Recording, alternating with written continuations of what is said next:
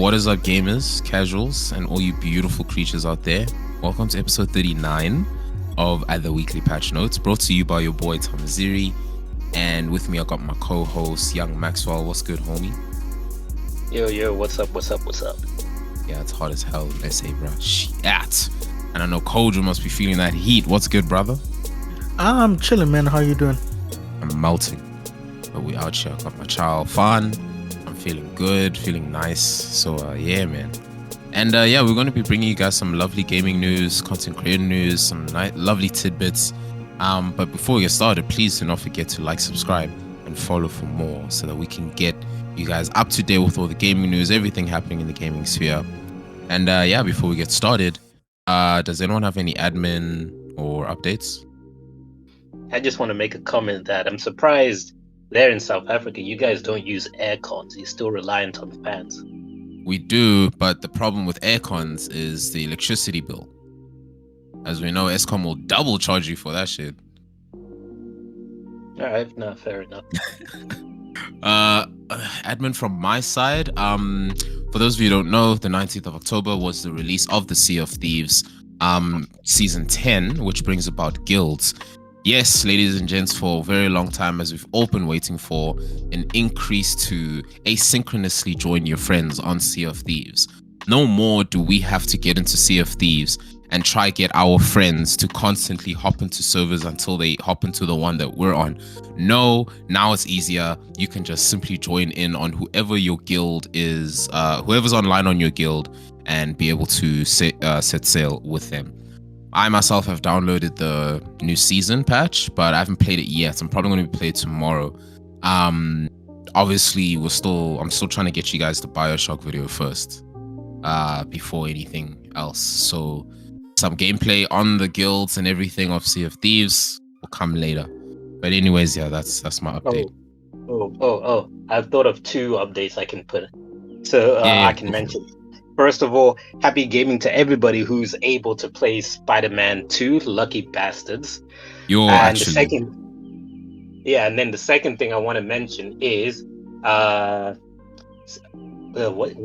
the line?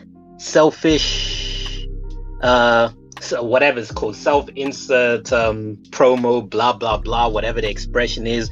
I've got a Last of Us Part 2 challenge run. People should check it out because the YouTube algorithm is not giving it any love because it's age restricted. But it's basically a no inventory challenge run. If people are what is happening to me? If people are interested in checking out how that challenge run went and was resolved, go check out that video and you can see that on this. I hope, Tommy, you'll put up a title card with a link at the top of the video. Yeah, sure, bro. You know it. Shot. Yeah, that video could do a lot of love. Oh, wait. And then last update I have on my side. On the 20th of October, obviously by the time you guys listen to this episode, 21st of October, by the time you guys listen to this episode, it would have been already done, but I will give updates in the next episode. I will be taking part in the POC Invitational, that is a People of Color Invitational for Valorant. In South Africa, taking place tomorrow. The tournament is split into 8 games initially. Wait, yeah, I'm tripping. 6 games initially, to which 7, 8, and 9 will obviously be depending on who has made it that far. I am in Team Yoru. I don't really know anyone in my team, but by the time you guys hear this episode, I probably will know who they are, I guess. But yeah, I'll be jamming some of that. Like, how are you in a team with people you don't even know? It's a POC Invitational, so it's just like they just invited anyone of color, like through Twitter and other gaming spheres. And as someone who has pretty much retired from the streaming career, I don't know these new cats, bro. I feel old. There's so many new people I've never seen. Like back in the day when I was making content, I remember a lot of people. But I guess this is an opportunity to network. Throw your name out there. 100%. So yeah, exactly. So yeah, in the description of the video, I probably will put the link to one of the VODs of the actual game so that you guys can go check it out, see my performance. Probably going to be trash, but we'll see what goes down. Okay, yeah, that's all the admin from my side. Anything else for you from you, gents? Kodo, Yes. you good? So during the content creator section last episode, I slipped up and I said that IShowSpeed was banned on YouTube. Like that's the first thing I said. I later on went on to correct myself and say that no, I didn't correct myself, but I continued saying he was banned on Twitch. But just the beginning part, I said he was banned on YouTube. So just want to clear the air, no, he was banned on Twitch, not YouTube. Yeah. Wait, as someone who edited, we both edited, but did you not say that rather for Extra Emily? Because I swear it was the Extra Emily part. No, actually, I mean, I said she was banned on Twitch. Okay. I think. Because I remember you said someone was banned somewhere that was wrong. I'm editing it live and I'm just like, Because I was editing it as well, and then I noticed for the IShowSpeed part, I said YouTube. I'm like, fuck's sake. Alright, no stress, bro. Alright, moving on to the gaming news. Max, what's been going down? Alright, short gaming news. We pretty much only have one major thing I want to talk about, and that is that after 24 years, Bethesda's head of publishing, Pete Hines, has announced his retirement, where at the time, or rather last I checked, the successor has yet to be named. But then before we went live, I didn't check if there's been any name mentioned yet. If there has, you guys can correct me. Otherwise, at the time of recording, there is no successor who has been named.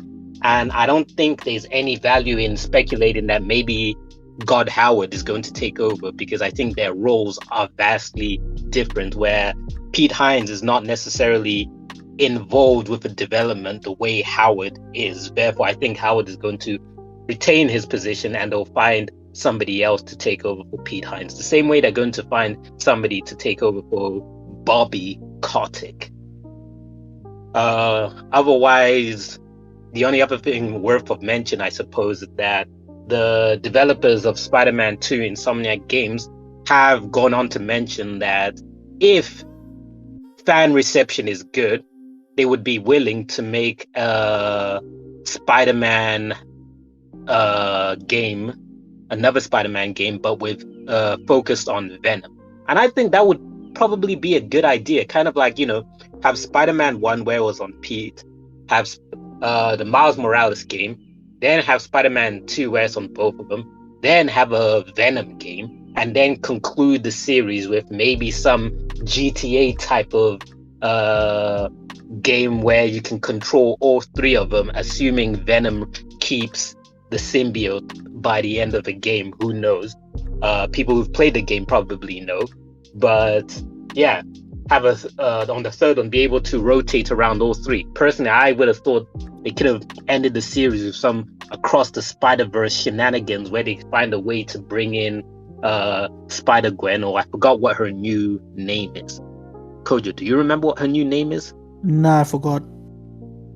Yeah, but it was something like Phantom or something along those lines. Phantom Spectre, maybe it was.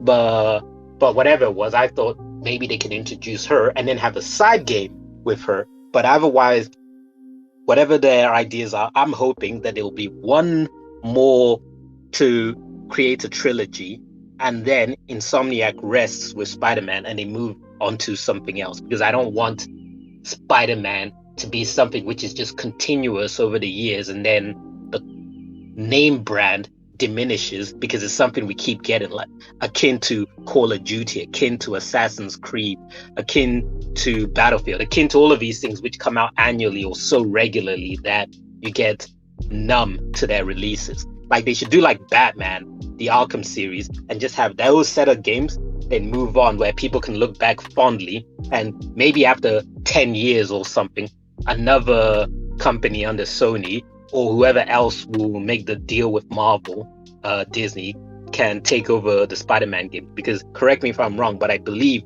the games and the movies are separate. With the movies, Sony just has to make a movie within every 3 or 5 years or something like that, and they will retain the rights. Whereas with a game, they had to actually spark up a new right, because if we look into the earlier Spider-Man game, Activision made games, and those were on the Xbox and the PlayStation, and then there were other developers who also made games. So I'm hoping that this will have one more Spider-Man game to make the trilogy, maybe even a side game, but out of the 3, there's one more mainline game, and then we don't have any more Spider-Man games. That's my preference.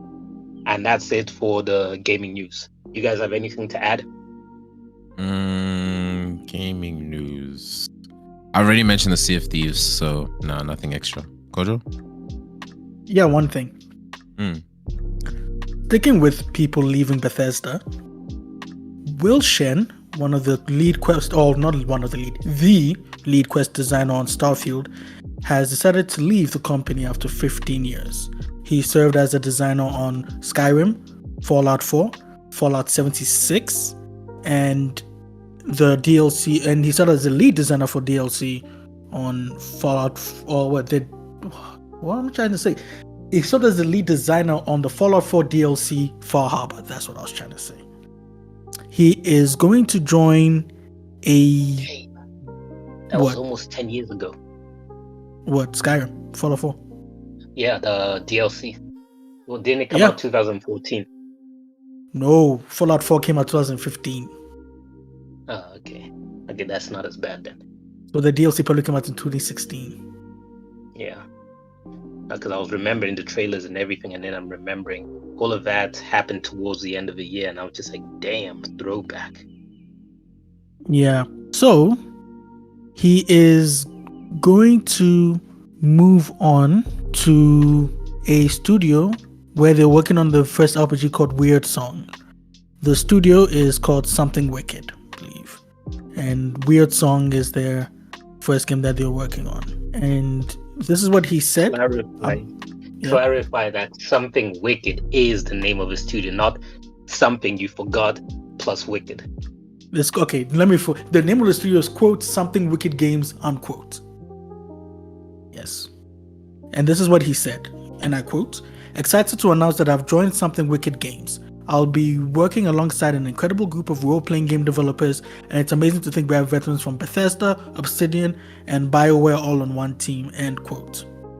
So it'll be interesting to see what this game Weird Song ends up being. And yeah, that is it for my gaming news. Oh wait, thanks broski. Okay. Nothing from my side. Okay, moving on to the gaming corner. Kojo, what's been coming out, bro? Oh, I should prepare myself for this, I guess. Yeah, brace yourselves, guys. It was a week of games, so buckle up, buckaroos. Let's get started. First up, we have SpongeBob SquarePants: The Cosmic Shake, making its appearance on PlayStation 5 and Xbox Series, released on October 16th, 2023. We have a game called Wizard with a Gun, released on PC on October 16th, 2023, currently sitting at a 73 on Metacritic. And we also have the same game released on PlayStation 5 and Xbox Series, but those versions were released the following day on October 17th. Next, we have a game called Cyber Knights Flashpoint, released on PC, Mac, Linux, iOS, and Android, released on October 17th, 2023. We have the new mobile Mortal Kombat game, Mortal Kombat Onslaught, released on iOS and Android on October 17th, 2023. We have a game that I want to talk about a little bit after this called Skull Island Rise of Kong, released on PlayStation 5, Xbox Series, PlayStation 4, Xbox One, Switch, and PC, released on October 17th, 2023. We have Sonic Superstars, released on PlayStation 5, Xbox Series, PlayStation 4, Xbox One, Switch, and PC, released on October 17th, 2023, currently sitting at, tell me, what do you think on Metacritic? 78. 78, okay, Maxwell? That's a very good guess. 77, I know the score. You're wrong, at 75. It went lower? Yeah, well, it says here 75. Yeah, that means it lowered, because when it released, I checked the score and it was sitting on a 77. I was like, yeah, Sonic game. Like, honestly, there's a prejudice against Sonic, because when Mario is out there doing different things, oh my gosh, game of the year. When Sonic is doing different things, bruh, what the hell is Sonic doing? It's not supposed to be this. Deep. I felt that. Did you feel that one? I mean, plumber versus a hedgehog. Come on, bro. Yeah. So that is Sonic Superstars. Next we have Mike Magnolia's Hellboy Web of Weird. Released on PlayStation 5, Xbox Series, PlayStation 4, Xbox One, Switch, and PC. Released on October 18th, 2023. Currently sitting at a 45 on Metacritic. Sounds about right. We have a game called Slender the Arrival, released on PlayStation 5 and Xbox Series, released on October 18th, 2023. We have a game called Endless Dungeon, released on PlayStation 5, Xbox Series, PlayStation 4, Switch, and PC, released on October 19th, 2023, currently sitting at a 78 on Metacritic. We have Galactic Civilizations 4 Supernova, released on October 19th, 2023, for PC. We have Gangs of Sherwood, released on PlayStation 5, PlayStation 5, Xbox Series, and PC. Released on October 19th, 2023. Next up, we have Gargoyles Remastered, released on Xbox Series, PlayStation 4, Switch, and PC. Released on October 19th, 2023, currently sitting at a 44 on Metacritic. We have Hot Wheels 2 Turbocharged, released on PlayStation 5, Xbox Series, PlayStation 4, Xbox One, Switch, and PC. Released on October 19th, 2023, currently sitting at a respectable 75 on Metacritic. Next, we have Overpass 2, released on PlayStation 5, Xbox Series, and PC, released on October 19th, 2023. Next, we have The Seventh Guest VR, released on PlayStation VR 2, Quest, and PC, released on October 19th, 2023, currently sitting at a 73 on Metacritic. Next, we have The Gap, released on PlayStation 5, Xbox Series, and PC, released on October 19th, 2023. We have a game called the Jackbox Party Pack 10. It's amazing how they're on 10 now. Bruh, holy shit. Dude, I think I have Jackbox Party 4 and 5. I don't think I've ever heard of this. It's okay. A party game. It's a fun yeah, party I game. figured. But the way you're saying you're amazed that they're on number 10, I'm like, I'd have never even heard of 1 through 9. Yeah, it's pretty cool. Jackbox Party Pack 10, released on PlayStation 5, Xbox Series, PlayStation 4, Xbox One, Switch, and PC, released on October 19th, 2023. We have World of Horror, released on PC on October 19th, 2023, currently sitting at an 83 on Metacritic. Also backing up, Jackbox Party Pack 10 is currently sitting at a 74 on Metacritic. And next, we have one of the big ones of the year, Marvel Spider-Man 2, released on PlayStation 5 on October 20th, 2023. I know Maxwell knows the score, so I'm going to ask Tommy, what do you think the Metacritic score is, Tommy? 4 billion. Kidding. 81. 81? Okay, Maxwell, tell him. Respect Spider-Man, 91. How have so many people rated this game before it just came out? For those of you who don't know, we're recording this episode on the 20th. I'm perplexed. No, the reviews came out on the 5th, on the 16th or 17th. Man, somewhere give it a week. Like that. No, somewhere. The thing is, Tommy, when it comes to Sony and Microsoft, how they handle reviews is vastly different. Or I guess Sony and other publishers, where Sony is confident in most of its IPs, so they allow reviews to come out early so people see the reviews and build hype over it. Whereas you have Microsoft and other developers who only allow reviews to come out on the day so it doesn't hamper pre-orders. So I'm saying give it a week. Wait until everyone actually has the game. Next week is payday. So let's actually wait for the layman's to get the game and we'll see. I think it'll probably be rated at 92. Because funnily enough, I was looking at the because we always look at the scores, right? But we never stop to consider how many critics are scoring the game. Like an example I can give is when I last looked at the Spider-Man score, it was 125 critics giving it a 91. And if I compare that to Starfield is sitting on what is it, 85? Somewhere there. Yes, currently sitting at an 85 with 89 critic reviews. So, on the one hand, you could be arguing that a higher score with more reviewers means the game really is that good. But then at the same time, on the other hand, you could argue that a lower score with less reviews means the negative reviews speak louder.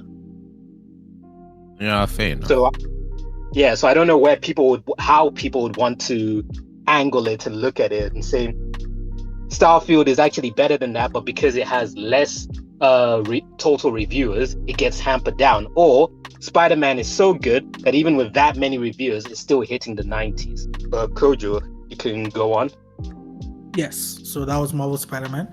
And the last game we have, Game of the Year contender, Super Mario Bros. Wonder, released on Switch on October 20th, 2023. I know Maxwell knows, so I'm going to ask Tommy. Tommy, what do you think its Metacritic score is? 75. No, stop that. It's Mario. 75? Okay, Maxwell, tell him. No. Let him have another try. It's a Switch game. It doesn't matter. People dick ride Nintendo. I don't even know what fucking Mario Wonder. For reference, Elder Scrolls. What's it called again? Tears of the Kingdom got a 96. Okay, but that's fucking Zelda. Okay. And this is fucking Mario. Okay. 90. Yeah, 90. 90. Okay, that's a Maxwell, much better. I did see the score. I don't remember what it was, but I believe it was 94. That's bullshit. It was 93. Okay, so it dropped down again. Fun fact. Kojo, you probably know this answer, so I'll ask Tommy instead. Tommy, do you know what Mario's surname is? Oh my god. Santiago. I don't know. That's racist. And that's not even Italian. Oh, I don't fucking know. Jesus Christ. No, that was very racist. Flambini. I don't fucking know. What's his surname? And you doubled down on the racism. Like, you realize, okay, he's not Hispanic, even though his name is Mario. So let me think something Italian instead. Yeah, shit. His surname is Mario. Mario. Yep. And you know what Luigi's surname is? This is dumb. Mario. Luigi's surname is Mario as well. Yeah, it has to be because they're brothers. So. No, but then you know where it came from. It came from that original Mario movie. I see. So originally, I keep forgetting what the name of the Mario creator was. But after the movie, he was asked what Mario's surname was. He was like, no, it's just Mario. But then the former voice actor of Mario said, nah, his surname is Mario. And then I believe it was in 2005 where the creator of Mario decided to just go along with everything and say, yeah, the surname is Mario. Isn't his name Shigeru Miyamoto? Who? Miyamoto, that was the one. No, the creator of Mario. He also created Zelda, so I know that one. Oh. But yeah, so that is it for the releases of the week. Now, moving on with the gaming corner, let's talk about Game of the Year contender, Skull Island: Rise of Kong. Now, right, it cannot be worse than what was that game called? Legend of Black Tiger. Yes, it is worse. It is worse. So, if you guys, let's take it back to what year are we in? Not what year. What month are we? We're in October. Let's take it back to what month did May? It was May, right? Redfall. So, Redfall came out in May. The year has passed. Yep. Redfall came out in May and it was a mess. And people were like, okay, can't get any worse than here. Then Daedalic and Nacon, yes. No, I'm just shocked that people were thinking it couldn't get worse than that. Like, as much as of an F up Redfall was, it wasn't the worst offender we've ever seen. And we could easily see worse things. Yeah, but then I don't think people expect, but then again, So moving on with the year, Daedalic and Nacon said, okay, hold our beer. They gave us Game of the Year contender, of course. Gollum. Lord of the... Oh, yes, that's another thing I want to correct. I remember saying that they made a mistake in the apology and it was called the Lord of the Ring Gollum. I was right, but it's actually worse. It wasn't called... They didn't even call it the Lord of the Ring. They called it the Lord of Ring. They missed the. I was wondering because I was like, I thought they missed a the, but then I was like, okay, I guess I misheard the news because I didn't read it. I just heard about it. Yeah, I read it wrong. My bad. So anyway, yeah, they said, hold up here. They gave us the Lord of Ring Gollum. And people were like, okay, it really cannot get worse from here. And then Iguanabi and Game Mill Entertainment were like, hold our beer ×2. And they've given us Skull Island Rise of Kong. Now, Tammy, when you are going to find, trailers for the thing, you're going to obviously see trailers for this game. And you're going to laugh your ass off. Well, It was even bad in the trailers. Yes! Dang. Because I thought it was one of those things where they hid away how bad it was until people got their hands on the game for themselves and they were like, this is not what we were promised. No, dude, the trailers were bad, but obviously the gameplay was much worse. And people have been, if you go check Twitter, people have been, posting videos and pictures on Twitter on, King Kong's facial expressions, which are just so dumb. The gameplay, the graphics, everything. This game is, it's worse than Gollum, which is quite the achievement. It is. But then again, I feel like you have to contextualize it. Like, Redfall and Gollum were bigger studios than this one. But the thing is, don't give your huge IPs to small studios like this. How are you giving an IP like King Kong to a studio you've never heard of, or a studio that, like, Bruh. you are big, King Kong? Who owns King Kong again? MGM? Is it MGM or WB? Who's making Godzilla? Because whoever it is, Godzilla is King Kong. Because for the two to be in the same movie, they must be owned by the same person or same company entity. No, I think it's MGM, dude. Wasn't MGM bought out by WB? MGM made Wizard of Oz, right? And Wizard of Oz is under WB because WB bought out MGM years ago. Okay, so you're right. It is WB, then Universal, and Studio Canal. Okay, it's a bunch of people. Why did I think it was anyway? So yes, you're telling me that WB, who have their own gaming division called WB Games, who couldn't. Anyway, You make it sound like you haven't heard of shovelware. No, I have, but it's King Kong, bruh. But anyway. No, but we've seen so many licensed games go off to die because there was no belief in the game, and the company who's licensing off their game, either way, at the end of the day, they're still getting paid because they're probably making contracts where it's a one-off payment as opposed to something recurring because they probably don't believe in the game. And then there's also the factor that IP licensed games back in the early 2000s and maybe even 90s, I suppose, used to be very big for gaming. But as games developed, licensed games the quality started dipping to the point now, if we see anything is from a movie or stuff like that, immediately we're going to dismiss it because it probably hasn't received the proper love and care. I guess so. Yeah, that makes sense. It's just a shame. Well, when I saw the reports about this game, I immediately dismissed it. Where I'm just like, yeah, I'm not surprised. Yeah, it's something you're gonna have a laugh looking at this gameplay. I bet. Yeah, it's such a shame. But yeah, I believe that is it for my gaming corner. Away, thanks, bro. Any gaming corner news from you, Max?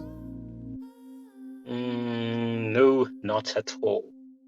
Away, and then for me, it's just the same thing I mentioned at the very start. New Sea of Thieves season 10. Anyways, moving on. Oh wait, let me go back. So sorry, I remember I pulled up a whole article. So apparently, this King Kong game was only developing for a year. Goddamn. Yeah. Okay, then it makes sense. They were letting people. There wasn't enough funding to keep experienced staff, so that explains also why it was just very mishandled, and apparently they weren't provided enough information to make the game.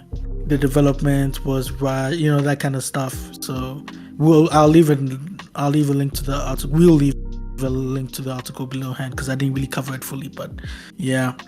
Anyway, yeah, that's it. I'm done. Away. That brings us to the halfway point. And if you're liking the episode so far, everyone, please be sure to leave a like and subscribe and follow for more. All right, moving on to the content creator side of things. Yeah, you guys have things. So I guess we'll start with whoever. You guys can flip a coin. Shit. Okay, I'll go first. Okay, I'll wait. So, Nick Merckx. Everybody knows who Nick Merckx is. He's a big streamer. Call of Duty, Fortnite, Apex. He even has his own Apex team that were trying to compete for the ALGS called Tripods. His real name is Nicholas Kolchev. Well, he dropped a bombshell recently, earlier this week, that he's going to stream on Kick. However, this is not an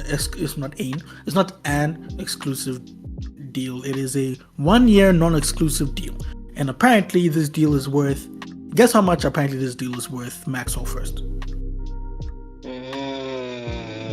50 million. 50 million, okay, tell me. 30. 30, okay. Allegedly, keep in mind allegedly, because people are also still contesting SQC's 100 million deal. So allegedly, his deal with Nick Merckx, 1-year non-exclusivity, is $10 million. So you have to contextualize it. Let's say the figures are true. Nick Merckx for 1 year is 10 million. XQC for 2 years is 100 million. Nah, guys, I'm not buying that. No shot. Like, XQC is arguably the biggest streamer outside of Castanet, but no shot. 100 million? No shot. 50 million per year. You would think, oof, okay, yeah, when you put it that way. And potentially there might be bonuses as well, like performance bonuses and stuff like that. So maybe it's a deal where if all of the boxes are ticked, it comes up to 100 million. Maybe. No, true. But anyway, I went off track. I'm talking about Nick Merckx here, sorry. So Nick Merckx said, and I quote, "Building a community is everything I've ever wanted to do. By expanding on kick.com, I'll be able to reach new audiences and welcome even more fans into the M fam. We will compete on big stages, host big events, and share new content in new ways. This is a major move for me, and I can't wait to share this new experience with the community. It's all for them," end quote. So a lot of people have their reservations with Kick because, it's backed by stake.com, which is a gambling site, a lot of people think. And also Kick has a not so savory, reputation with certain streamers that one of them, Maxwell, is going to get into soon. But, apparently but people are seeing that the rules on Kick are lax. Someone got suspended for a few days but then again, it happened on Twitch as well, so I'm not even actually going to bring it up because, Twitch is also guilty of the same thing. But yeah, so people have responded to the news positively because Nick Merckx is, it's a big name. A lot of people are happy to see him make major moves like this. He has a huge following. On Twitch, he would average, I'll see streams from time to time, he would average 40k on Twitch. And he is also part of FaZe Clan. That's what I was trying to say. It's also part of FaZe Clan. So and Kick, keep in mind, Kick has a 95-5 split. So in addition to that $10 million, with his 95-5, not to mention the donations he's getting from the subs and everything, he's making back. He's doing good for himself. So he's gonna join people like Sapnap, XQC, like I just mentioned, Amaranth, and a bunch of other people. So yeah, that is it for my Nick Merckx news. Are we gonna talk about SSniperwolf now, or are we gonna just talk about everything in the discussion? Discussion. Okay, so let me skip to FaZe Clan. So Max made it known to my attention that FaZe Clan are also making some big moves for themselves. Recently, they were acquired by esports company GameSquare, which is backed by Dallas Cowboys owner Jerry Jones. So they have pretty much they're set to purchase or they have already purchased the company for an estimated $17 million. So Damn, FaZe that Clan, is as we all cheap. know, it is right for a company that was listed on the stock exchange. Was that what it's called? Bruh. Yeah. Yeah. So Or the Yeah. NASDAQ or the Dow Jones. the or- NASDAQ, I that's what it is. I think it's. I don't know Yeah. these economic stuff. People will be laughing their ass off. Yeah, I'm not a Wall Street guy. Hey man, we're not American. It's allowed. So We're not the Wolf of Wall Street. We're not. So yeah. So they've acquired GameSquare has acquired FaZe Clan for approximately $16 to $17 million. According to the companies, the combined revenue totaled $138 million in 2022. So FaZe Clan they're doing, hopefully this deal will, will bring them back up to value, but these are not the only changes that are happening. These changes, this major change, is also going to put the clan or the company back into the hands of its original founders. So FaZe Banks, who also known as, his real name is Richard Bankston, also known as FaZe Banks, he is going to be reinstated as the CEO. FaZe Temper, or Thomas Oliveira, is going to be the president, and Yusuf Abdel Fattah, or FaZe Apex, will be the COO. So the company is going to be put back into the hands of its creators. That's what FaZe Banks wanted for the longest time and everything. And this is what GameSquare CEO Justin Kenna said, and I quote, "The gaming community represents one of the largest and most engaged segments of the attention economy. The acquisition of one of the biggest names in gaming The acquisition of one of the biggest names in gaming serves as a perfect illustration of how we have built a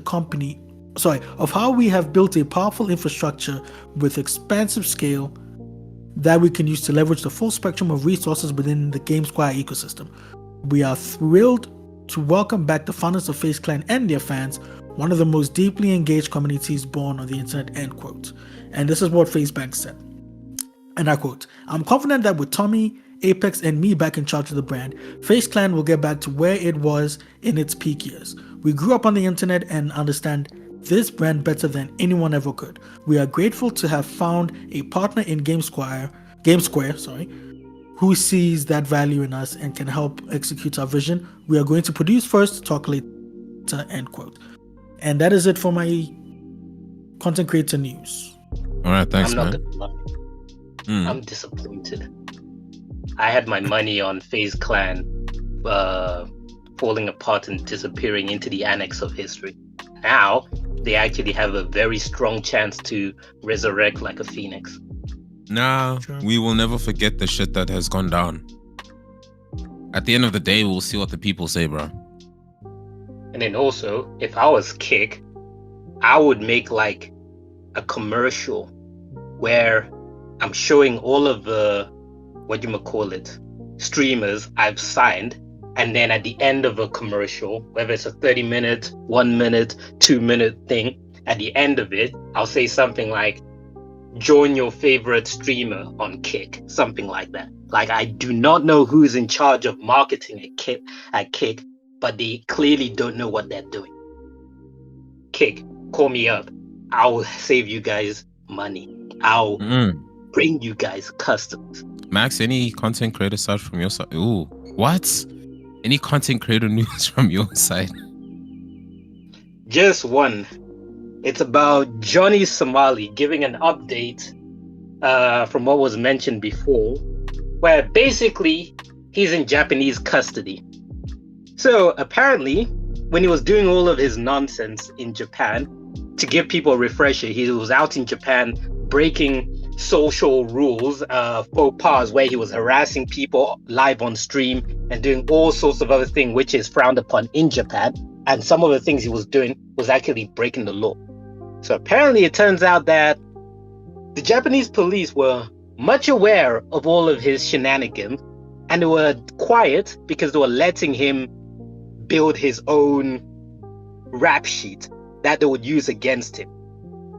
And it's being debated online as to what was the final nail in the coffin that got him arrested, where some people are debating that he illegally entered a construction site that was it. Whereas other people are saying like, no, him live streaming within a restaurant and harassing people was the straw that broke the police's back.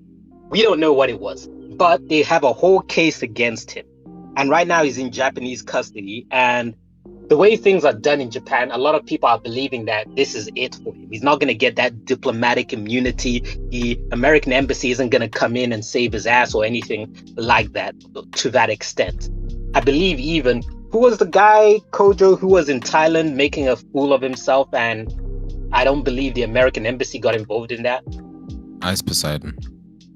Yeah, that, correct me if I'm wrong, but that ran its own course where he was finally released, right? But it wasn't due to intervention or anything like that. Yeah, he was released and he went about his life.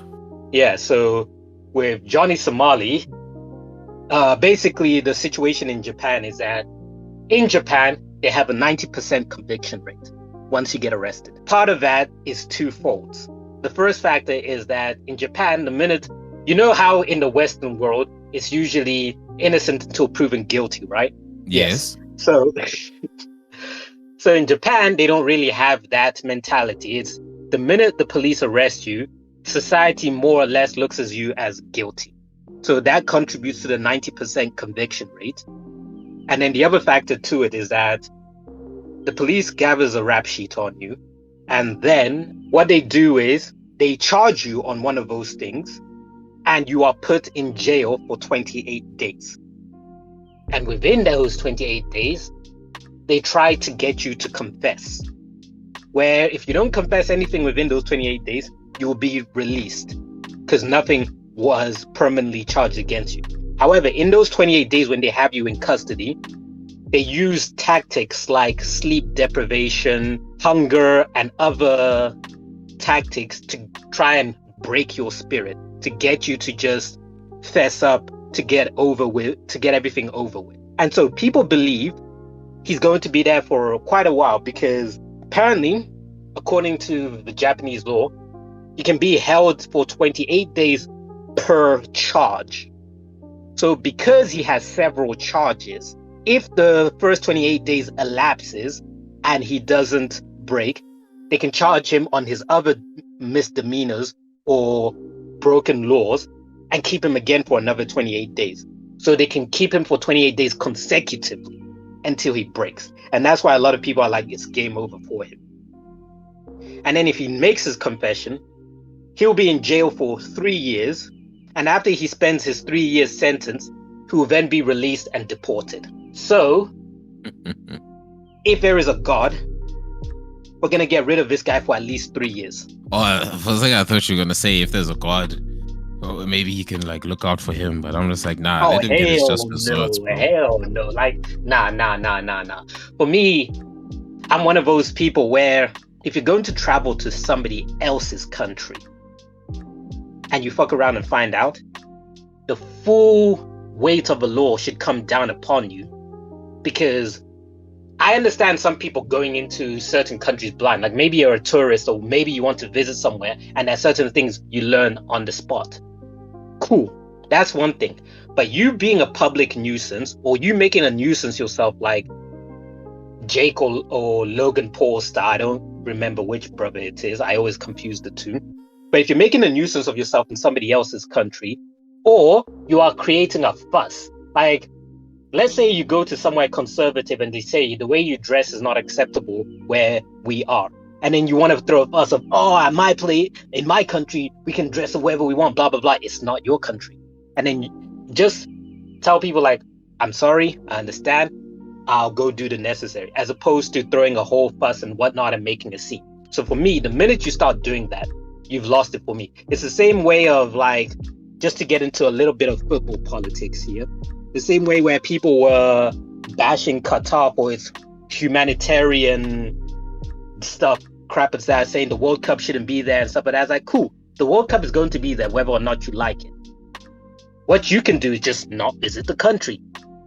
It doesn't make sense of you whinging and crying. And then the worst part with the British, especially the media personalities, the pundits, the English pundits, where they're saying all of these criticism about the country, the months down the road, they're now accepting money from the same country they were criticizing, which makes them hypocrites. But that's just football politics aside. Yeah, so basically, I am hoping that he gets locked up for 3 years, because we don't need idiots like that. And people need to get made an example of, so that people learn to act right out there. Yeah, and that's my piece. Thank you for coming to my TED Talk. Oh yeah, all right. Is there any other content creator news from anyone? Nope. We should be asking from you. We spoke our piece. Nah, I don't have anything. Mine is coming in the discussion. So yeah. All right. Moving on to the esports.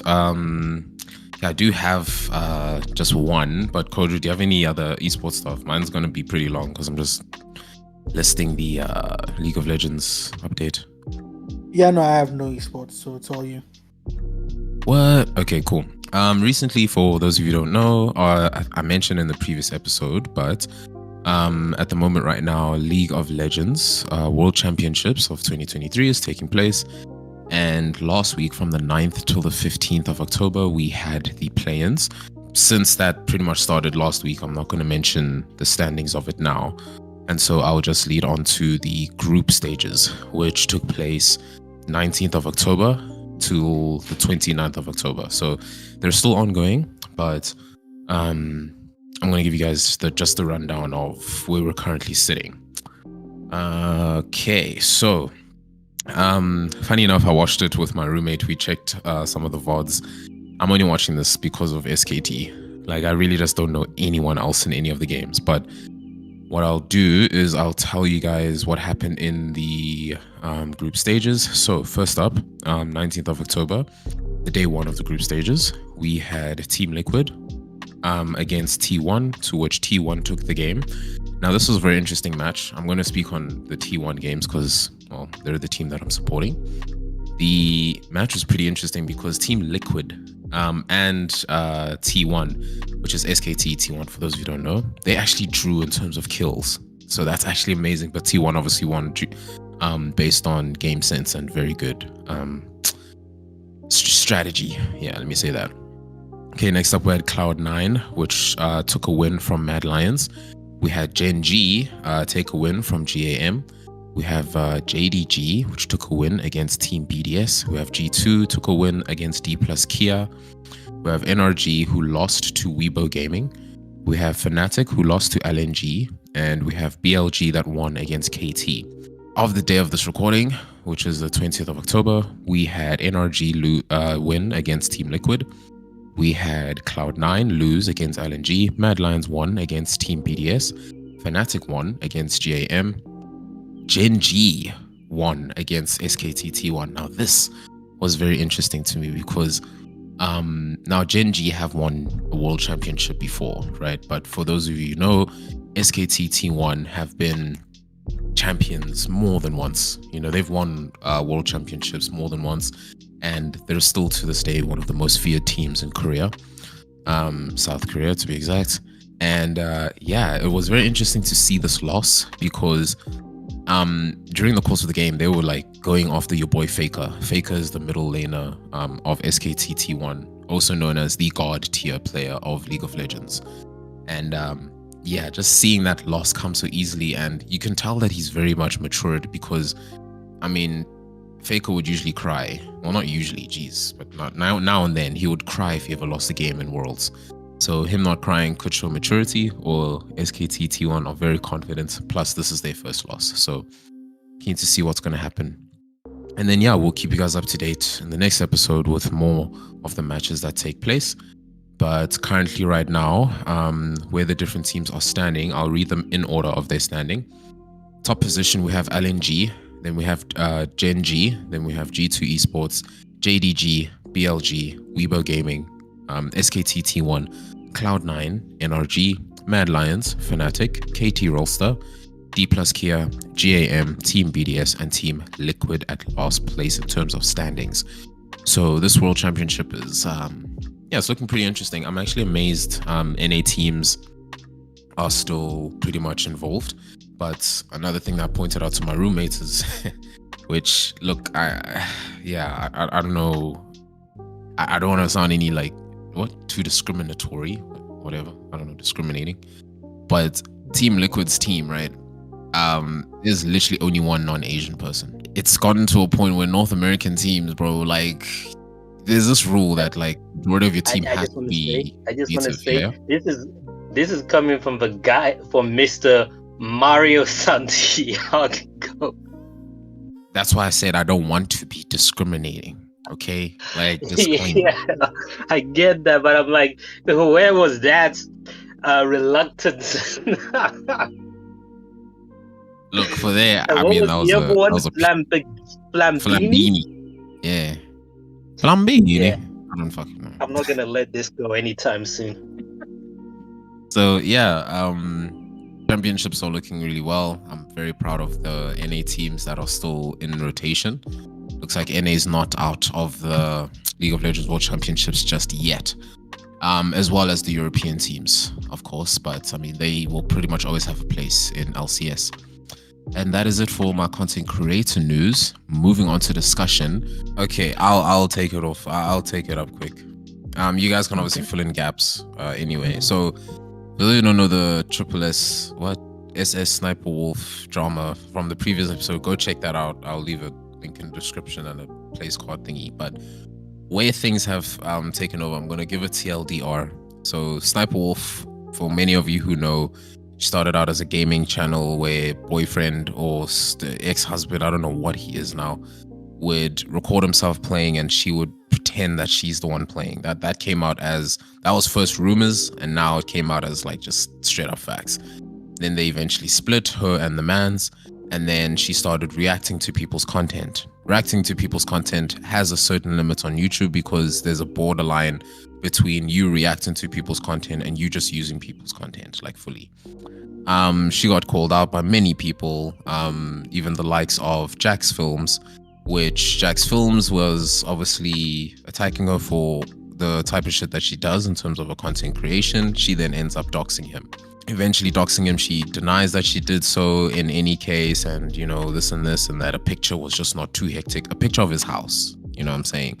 And then yeah, that pretty much started the whole entire crossfire or finger pointing to everyone. Pokimane, you know, other people saying their 2 cents on the whole matter.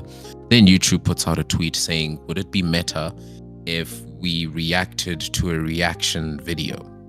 Right now, obviously, given what's going on YouTube with two of its biggest creators, it was very weird of YouTube to do that, you know, like to put out a tweet like that given what's going on in their platform. So YouTube went under, you know, backlash, like how could you tweet this? It's so distasteful when you clearly know what's going on your platform.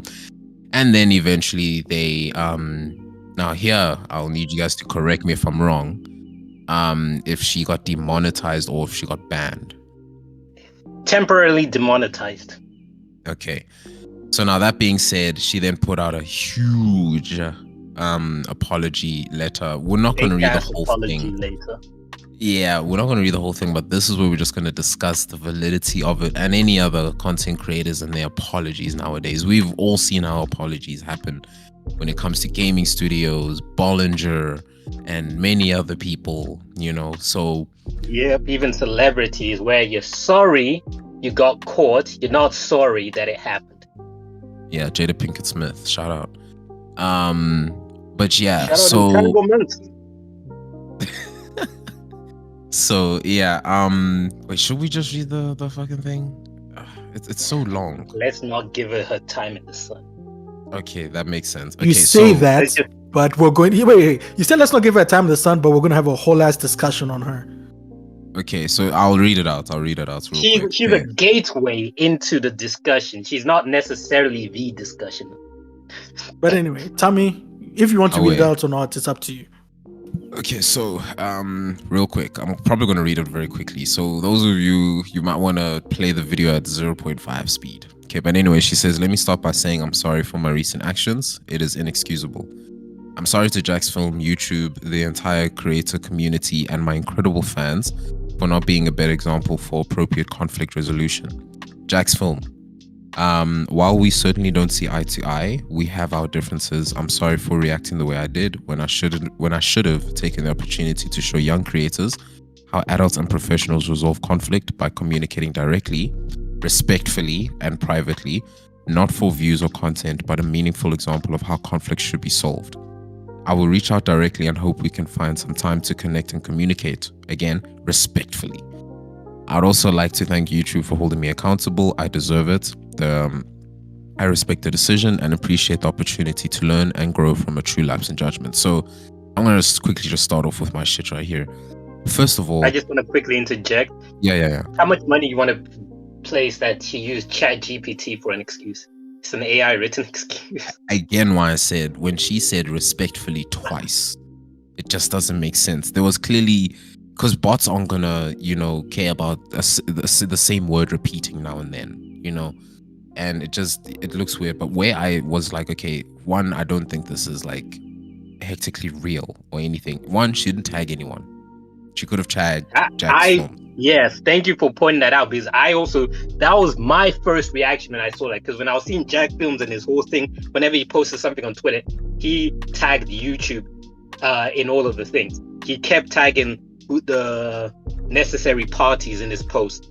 Even her sister got involved in the drama where her sister, SSsniperwolf's sister, that is, was shitting on people and stuff like that.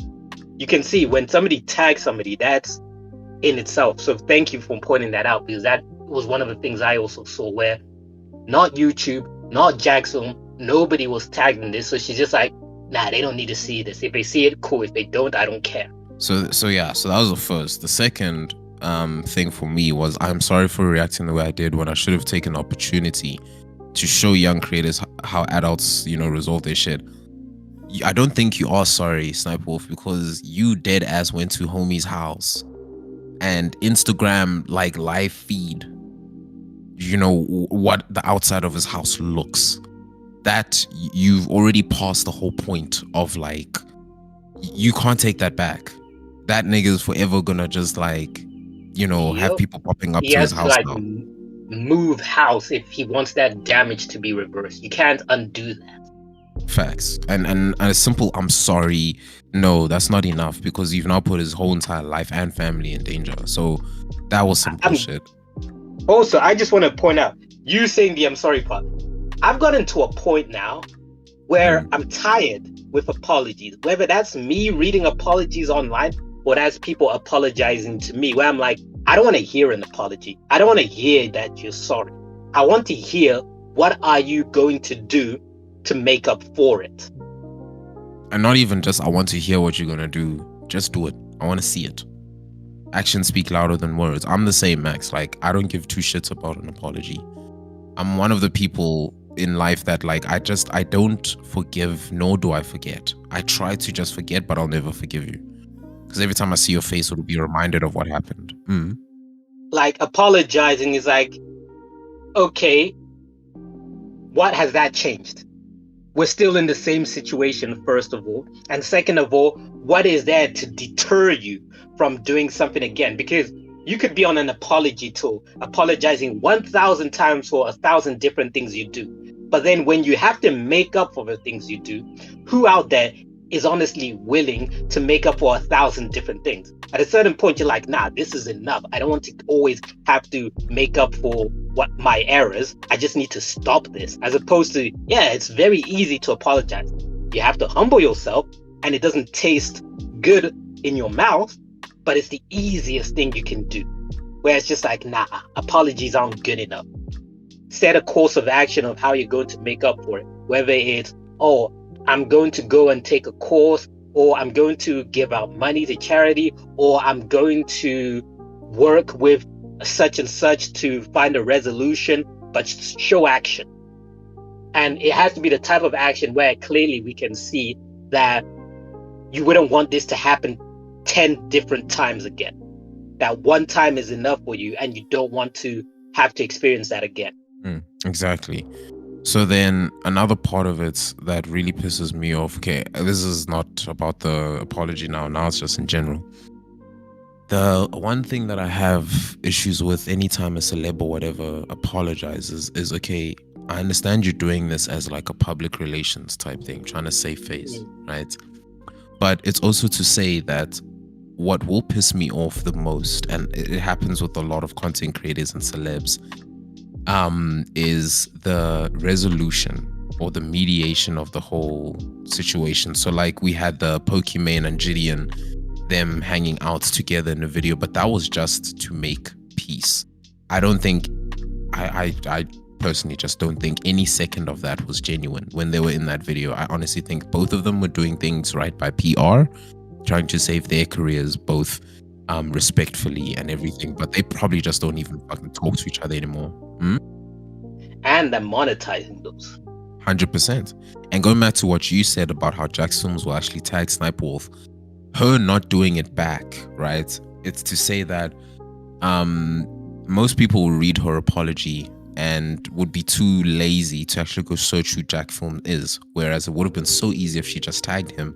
But that's her keeping her content and everything to herself, her views and everything for herself, not even sharing it. But that's besides the point. The point I'm trying to make is I will be pissed off even more if all of a sudden we've seen how Jack's film, you know, was fighting out here and everything. If he just accepts the apology or whatever, this and this and this, a part of me is going to think this entire thing from day one was staged. Because the Gideon and Pokimane thing just didn't make sense. How did they put out a video where everything's so hunky-dory, given exactly like it irked me so much because it's so fake. The thing I learned about influencers and online drama is that it's just a method of increasing your viewer base. So like, let's say, Tommy, for example, you have 500,000 followers and I'm an upcoming guy with 200,000 followers. And then I start beef with you where I keep talking about you and all of that stuff. Yeah, we might not like each other.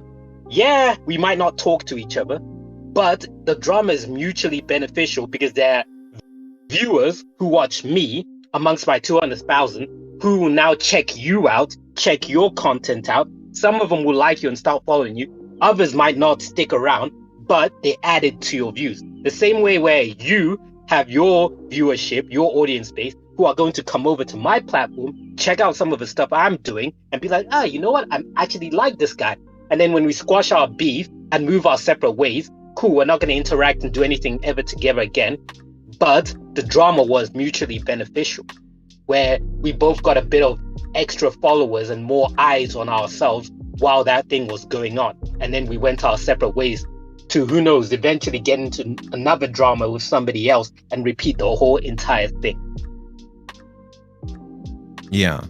So you see, that's why like I don't really care to find out what the resolution is gonna be, because her just getting demonetized, I guess, is enough for me.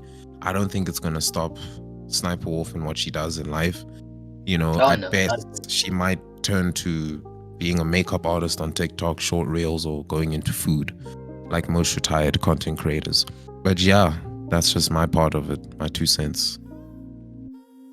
Max, I've heard your part. Yeah. Mm-hmm. The only question is, how long is the ban for? Because is it long enough to hurt her, or is it just going to be short enough that it's a slap on the wrist? Because either way, her follow count is not going to reduce. Her viewership is not going to dramatically take a hit. I mean, I was watching Oompaville's stuff covering her situation where he was pointing out about how much viewership she used to get before all of the drama started. Not even the Jack's film drama, but her secrets coming out about how she creates content and all of that stuff. She went from making like roughly 1.5 million views per video, and now she's fallen down to 700,000.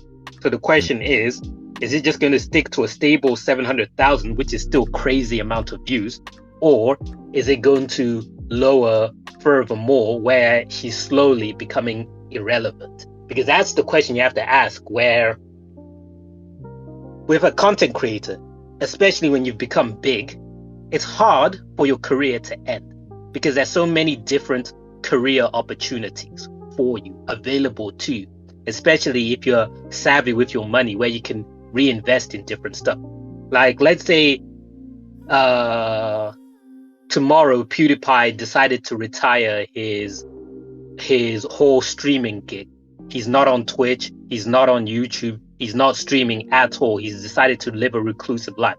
You cannot tell me that in the amount of years he's been making that YouTube money, he hasn't looked at investments and different things to put his money into, which is making him passive income that he can actually just retire at his age, and his family and him are taken care of with their current lifestyle being secured. Like they don't have to dumb down or whittle down on anything because of the investments he made. So there's a window of how long you've been popular for where basically your future is going to be secured, because understandably, when you stop making money, you're going to be losing money and you have to find new ways to come up with money. But if you've been making money for a certain length of time, 10 years or plus, there's no way you've been stupid with all of that money. At a certain point in time, you reinvested that money in other stuff. Like if we look at KSI or Logan Paul or Jake Paul or whatever, they've got their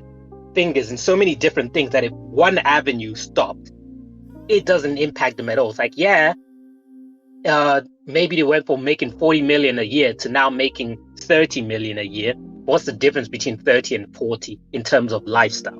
It's not like making $1 million a year to now you're making $100,000 a year. That's a dramatic change. But 30, 40, you're still doing the same thing, and you still have a name brand which can be carried over to different things.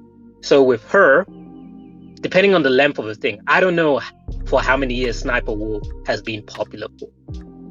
And I don't know how savvy she is with investments and whatnot, because there is a trade-off. The less educated somebody is, the more careless they are with money, whereas the better educated somebody is, the more resourceful they are with money. And that's where that time factor comes in. The more time you have, the more likely you'll make smart money moves. The less time you have, the more, if your source of money dried up suddenly, you wouldn't be living as great as you are. Like if I make an example, the Liver King, if his following suddenly stopped completely tomorrow, his lifestyle would be jeopardized. Like before becoming the Liver King, he was a wealthy guy. Let's not put it any other way. But the money he started making after becoming the Liver King was a lot greater.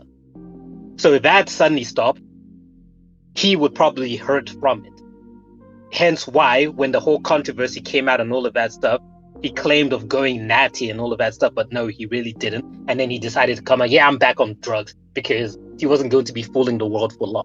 So it's the same thing here with Sniper Wolf. I suppose what I'm trying to say is, and I've said it in a long-winded way, but he's still going to be relevant whether or not people like it. But True. It depends on, you guys can tell me how long she's been around for and whether or not it's going to hurt her. One thing I can say is, let me put it this way. Depending on how long she's been relevant for, I don't think she'll be relevant in the next 3 to 5 years. And the reason why I'm saying that is partially it's because of a controversy, but it's also the fact that, new people are always coming up on YouTube. Different people are always on the come up. So if you've been on YouTube for a length of time and you haven't expanded yourself to start doing different things, like Mr. Beast, like PewDiePie, all of these different people, put your money in different things, somebody else is going to come up and emerge who's going to take over your place, and people are going to stop watching you because you're old news, you're boring. Somebody younger, more exciting, bringing something newer has arrived on the scene, and that will always happen. Hence why when you are spending your time in the sun, you have to diversify your portfolio into other things. If you don't, that's you killing your own career. I mean, like, what's that guy called? You guys both know him. That old school YouTuber. He's still on YouTube, but his content is dramatically different now, and he's also expanded onto other stuff to expand his portfolio. But the guy who wears the red jumpsuit, he used to make animated clips and he would make music. And now all he does is comments on popular internet clips and gives his take on them. Ray William Johnson? That's the one. Well, he did, his actual main content was =3, but continue. Yeah, I'm just saying that how he's not anymore relevant and he's not out there trying to be relevant. He's expanded into other stuff, which is keeping him, which is still doing well enough for him that he doesn't need to be as big as he used to be because he's diversified into other things which are doing well enough for him. That's what I'm trying to say. That Sniper Wolf, she will lose her relevancy, but not because of controversies or stuff like that, simply because people will grow bored of her. So if she's not smart enough to branch out into other things, she'll quickly see her viewership will go from 1.5 million to 700,000 to 200,000, and then nobody's watching her anymore. And then she's just somebody we used to know. Yeah, I agree with what you're saying in the sense that her fame and everything will not fall. At best, since she's now demonetized, the best thing she can do to save her cash is like just chatting streams, and rely on donations from her streams. And I guess any TikTok revenue that she can make as well is the only way that she's going to be able to stay afloat. But I agree in the sense that I don't think it'll truly be the end for her. Because at the end of the day, look, not to... this is always a debate of shit, but not to be, crass or anything, but her being a female, she's gonna still, attract many... Pretty privilege. Yeah. So I don't think it's particularly over. At best, she might pander to the next generation that comes out, whatever comes after Generation Z, to which there's always going to be someone that will discover her page. How old is she? Oh, she's 30. All right, so I give her 2 to 4 years before her looks wane out and people aren't interested in that anymore, unless she starts relying on plastic surgery, because that's also another factor you need to keep into mind of. Yes, people are probably looking at this stuff because of the whole pretty privilege thing, but that's a fast drying well, especially the older you are. If she was 22, oh man, she can ride that for a long time, but at 30, dog, she's expiring. Oh shit. Yo, we're gonna get flagged for this, but yeah. Anyways, yeah, fucking Mr. Beast is 25, dude. That makes me feel like shit. Anyways, but anyways, yeah, that's my 2 cents. Kojo, anything? I haven't heard anything from Kojo. I don't know. Do I have 2 cents on this? I don't know. We're gonna bully you to throw in your 2 cents or your 50 cents. I genuinely don't. Like, I genuinely don't have 2 cents. Like, I think my 2 cents is this. Okay, I will say this though. I think Maxwell brought something about how she's not going to be fully cancelled or something like that, right? Something along those lines. Asmon Gold said, and I know I quote him a lot, but he actually is very outspoken, and he actually once in a while, okay, not once in a while, but he actually has some good points. He once said, you can never be truly cancelled unless you are fully deplatformed. And you can see that with someone like EDP445. Oh yeah, that's true. So demonetization, cool. The same thing happened to Logan Paul when after the whole Japanese forest thing happened. I think his monetization was later reinstated, but he himself took a break after that and then he came back. So people are saying demonetization because the news broke while I was watching an Asmongold stream, actually. That's how I knew about the apology, because I was watching his stream and he read it out. And people were in this chat were like, demonetization is not enough, it's not enough, they should do more of this and stuff like that. And he said that, look, it didn't happen on YouTube, so what can YouTube do? However, because he felt like Instagram should be the one to ban her because she did it on Instagram. I get what he's saying, and I agree to a less extent, but there's only 2 problems. One, I don't think, correct me if I'm wrong, but I don't think Instagram has any such community guidelines with how people can behave with certain content. I don't know if doxing is an issue on the Instagram platform. I do know that in certain states in America, the act of doxing itself is punishable by law. So that's the first factor. I don't know what Instagram's community guidelines are, so she might have not broken any Instagram rules. And then the second problem is YouTube's double standards, where there's some people who do stuff off of YouTube, and YouTube's like, they didn't do anything on our platform, and then the other people who do stuff off of YouTube, yet it's flagged as this is contradicts our community guidelines, where we have to follow through and protect it and all of that stuff. So there's double standards in that regard, where some people get away with it and some people don't. Like an example, if you remember long ago, because I believe it was Oompaville again who I was watching, who was showing all of these things. Actman versus, what was that other guy? Something TV? Quantum TV. Quantum, that's the one. Where Quantum straight up violated community guidelines and whatnot. He never got banned for it. Then the Actman, in retaliation, starts making satirical jokes of what he should do, but what he's actually doing is he's being satirical and kind of saying, this is what Quantum TV did, and I'm imitating him, but I'm not going to do this. He was doing it in a satirical manner, and YouTube didn't like that and demonetized him.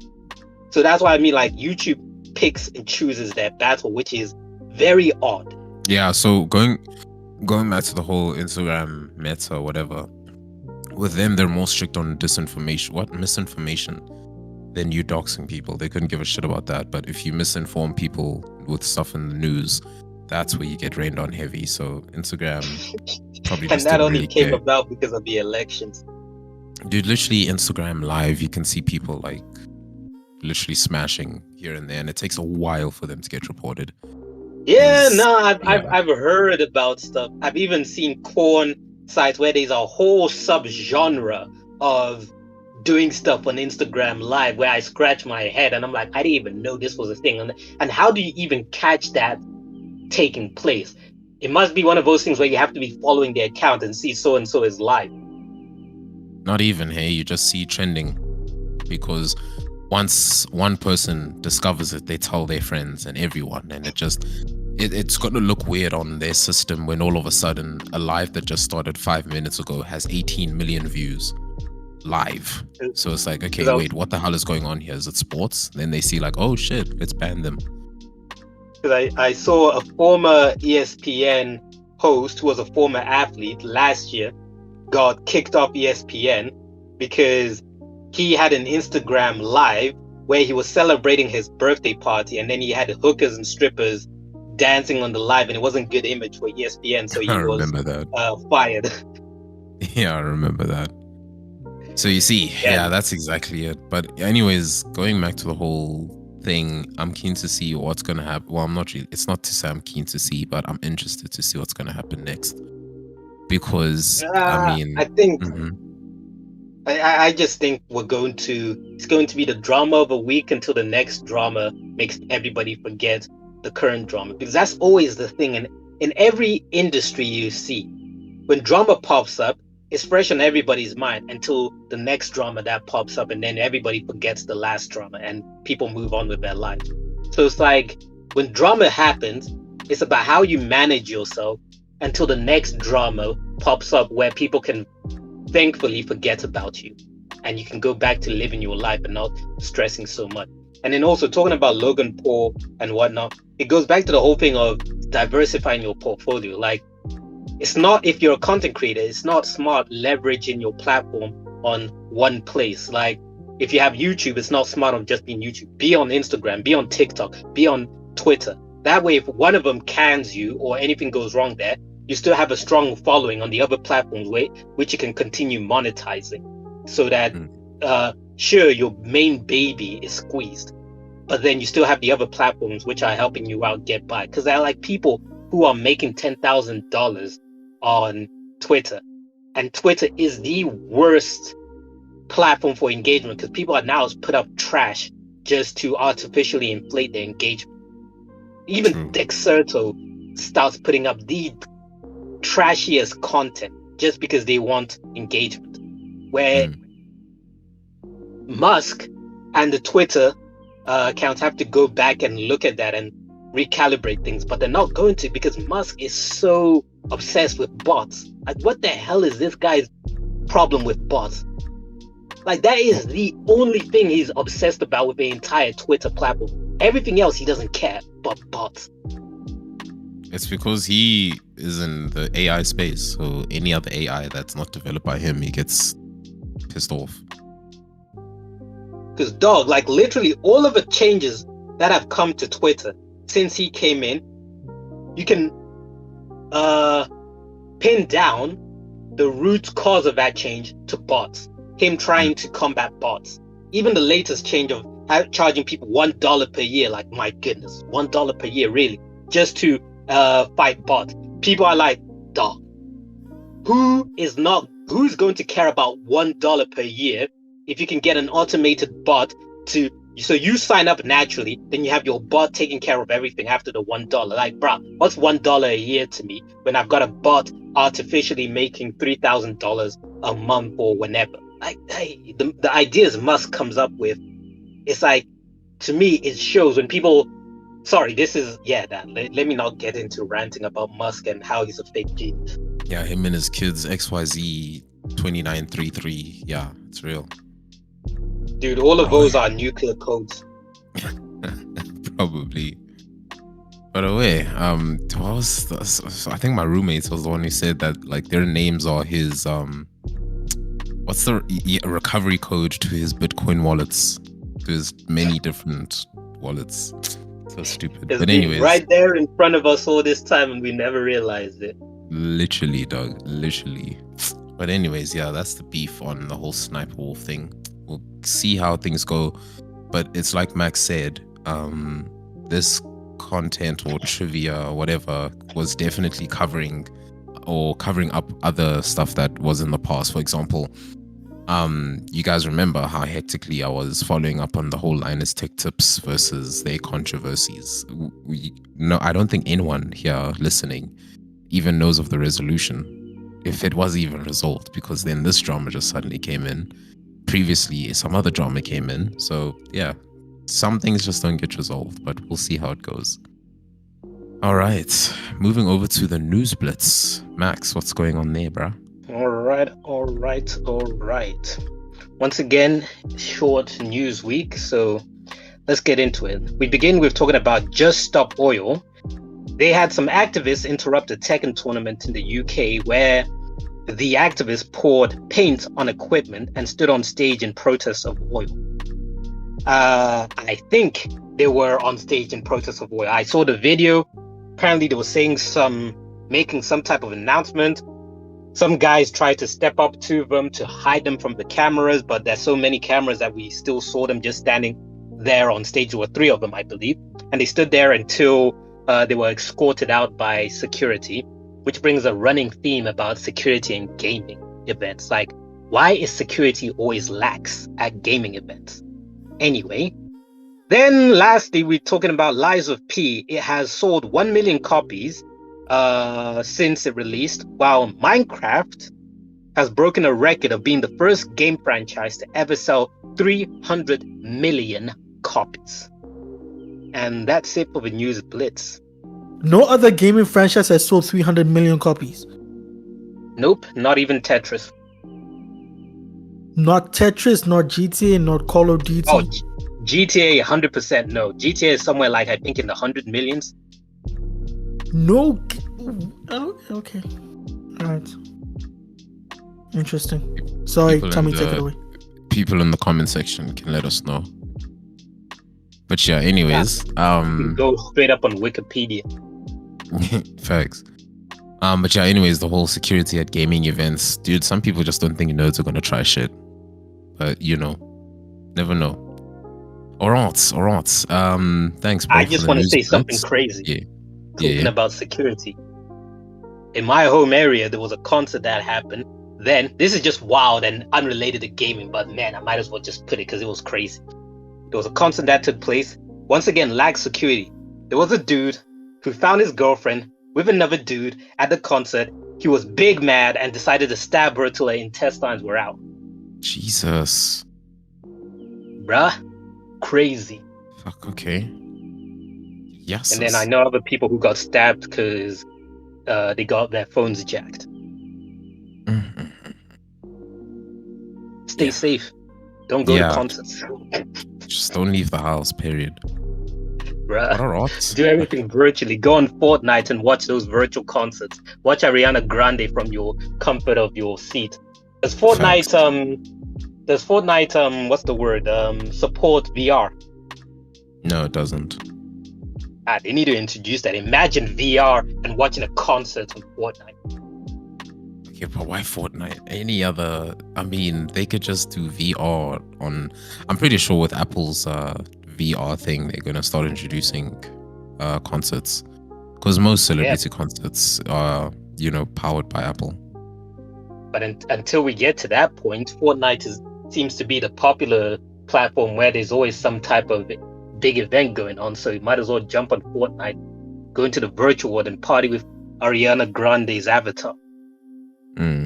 Yeah, it could be. Who knows? But that brings us to the end of episode 39.